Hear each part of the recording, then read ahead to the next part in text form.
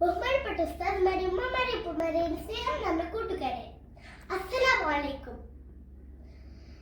തിരുനബി സല്ലല്ലാഹു അലൈഹി വസല്ലമയുടെ ജന്മദിനത്തിൽ രണ്ടു വാക്ക് സംസാരിക്കാൻ അവസരം ലഭിച്ചതിൽ അള്ളാഹുവിന് നന്ദി. അൽഹംദുലില്ലാഹ്.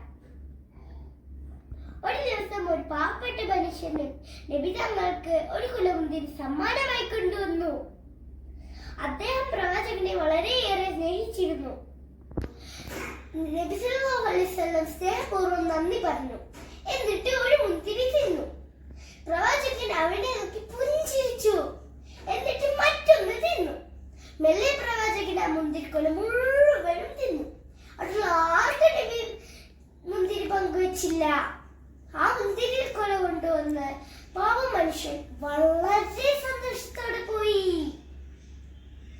ചുറ്റും കൂടിയുള്ളവരെല്ലാം അമ്പരന്നു. സാധാരണ നബി സല്ലല്ലാഹു അലൈഹി വസല്ലം തനിക്ക് കിട്ടുന്നതെല്ലാം അവരുമായി പങ്കുവെക്കാറുണ്ടായിരുന്നു.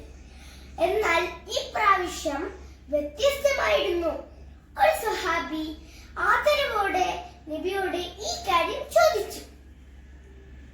തിരുനബി സല്ലല്ലാഹു അലൈഹി വസല്ലം പുഞ്ചിരിച്ചുകൊണ്ട് പറഞ്ഞു, ആ മുന്തിരിക്കുല വളരെ പുളിപ്പുള്ളതായിരുന്നു. അത് ഞാൻ നിങ്ങൾക്ക് പങ്കുവച്ചിരുന്നെങ്കിൽ നിങ്ങൾ മുന്തിരിപ്പഴത്തോടുള്ള അനിഷ്ടം കാണിക്കുമായിരുന്നു. അത് ആ പാവത്തിന്റെ മനസ്സിനെ വിഷമിപ്പിക്കും. അതിനാലാണ് ഞാൻ അവയെല്ലാം സന്തോഷത്തോടെ കഴിച്ചു തീർത്തത്. നമ്മുടെ പ്രിയപ്പെട്ട നബി സല്ലല്ലാഹു അലൈഹി വസല്ലമയുടെ സ്വഭാവവും പെരുമാറ്റവും അങ്ങനെയായിരുന്നു. മറ്റുള്ളവരുടെ വികാരങ്ങൾക്ക് അത്രമേൽ നബി സല്ലല്ലാഹു അലൈഹി വസല്ലം വില കൽപ്പിച്ചിരുന്നു. തമാശക്ക് പോലും ആരുടെയും മനസ്സ് വേദനിപ്പിക്കാത്ത മുത്ത് നബി സല്ലല്ലാഹു അലൈഹി വസല്ലമയുടെ ചര്യകൾ പിൻപറ്റി ജീവിക്കാനുള്ള തൗഫീഖ് അല്ലാഹു നമുക്ക് എല്ലാവർക്കും നൽകട്ടെ. ആമീൻ. ശുക്രൻ.